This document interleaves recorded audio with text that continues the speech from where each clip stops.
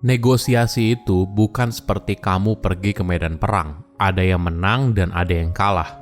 Bagaimana bila sebuah negosiasi itu ibarat kamu dan dia berada dalam sebuah tarian? When it needs two to tango. Halo semuanya, nama saya Michael. Selamat datang di channel saya, Sikutu Buku. Kali ini saya akan bahas bagaimana cara mendapatkan apa yang kamu mau dari sebuah negosiasi.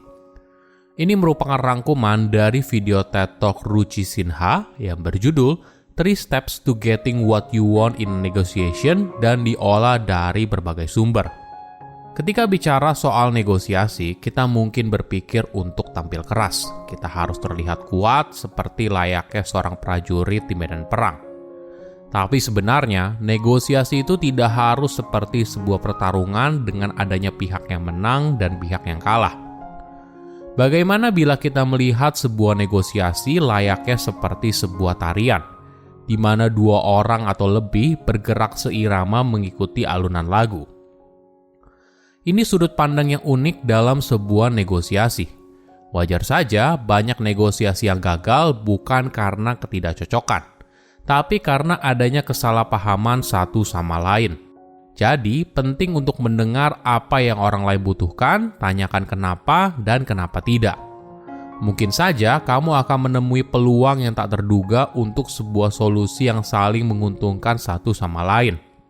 Sebelum kita mulai, buat kalian yang mau support channel ini agar terus berkarya, caranya gampang banget. Kalian cukup klik subscribe dan nyalakan loncengnya.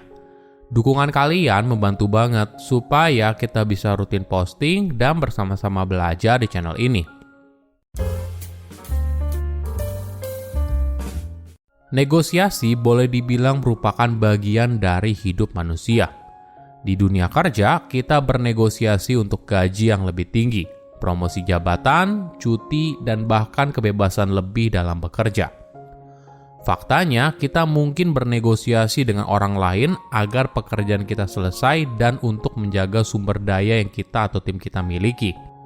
Sayangnya, ketika kita masuk ke dalam sebuah negosiasi dengan pola pikir yang salah, dengan anggapan seperti ingin berperang, maka kita tidak akan berhasil. Kenapa? Karena negosiasi bukan soal mendominasi orang lain. Negosiasi adalah soal menjalin sebuah hubungan. Dan sebuah hubungan hanya bisa tumbuh ketika kita menemukan cara untuk saling memberi dan menerima. Apa tips untuk bisa mempersiapkan sebuah negosiasi yang sukses? Pertama, lakukan riset. Cari tahu dulu apakah yang kamu minta itu realistis atau tidak. Apa yang kamu mau dan hal apa yang membuatmu batal. Mungkin hal ini terdengar masuk akal, tapi terlalu banyak orang jarang memikirkan hal ini dengan matang. Contohnya, kamu sedang melakukan negosiasi gaji untuk pindah ke kantor baru. Ketika ditanya soal ekspektasi gaji, kita biasanya berpatokan pada gaji di kantor sekarang. Namun ini sebenarnya bukan tolak ukur yang baik. Kita bisa saja berakhir meminta terlalu banyak atau terlalu sedikit.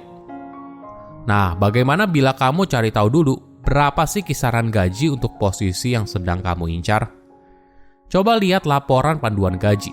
Biasanya beberapa perusahaan headhunter rutin mengeluarkan laporan ini tiap tahun. Bisa juga kamu ngobrol dengan jejaring profesionalmu untuk mencari tahu kisaran terendah, rata-rata, dan tertinggi dari jabatan tersebut. Lalu, coba nego dengan angka yang mendekati batas atas.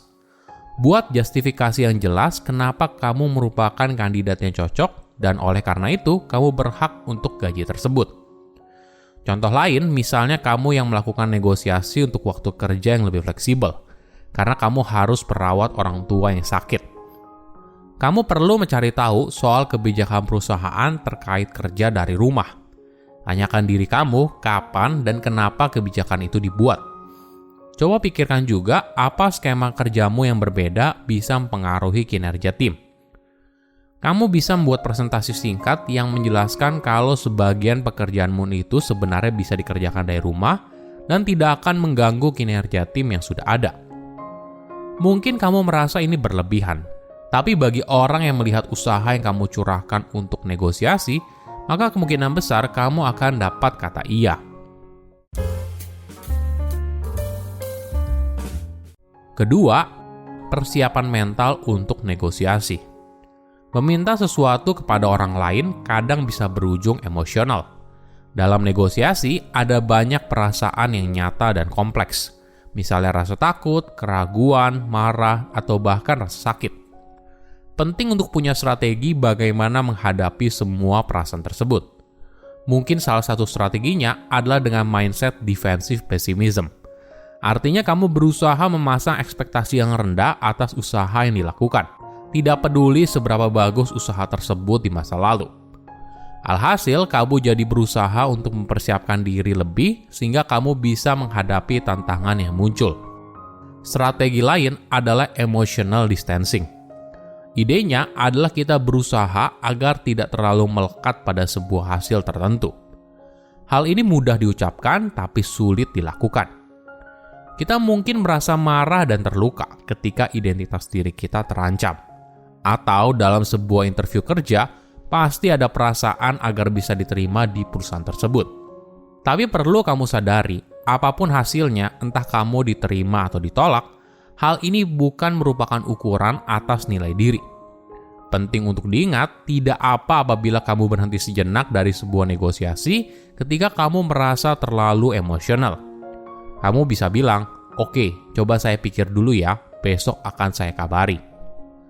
Ketiga, coba tempatkan dirimu dalam posisi orang lain. Sebelum masuk ke dalam sebuah negosiasi, coba bayangkan kamu sebagai lawan bicara. Apa kira-kira kebutuhan mereka? Apa solusi yang mereka butuhkan? Apa tekanan yang sedang mereka hadapi? Apa resiko yang akan mereka ambil? Apakah mereka punya kuasa untuk bilang iya atas permintaan yang kamu ajukan? Dalam sebuah negosiasi, ketika kamu membuat sebuah penawaran, cobalah pertimbangkan dua sisi, kebutuhanmu dan kebutuhan lawan bicara.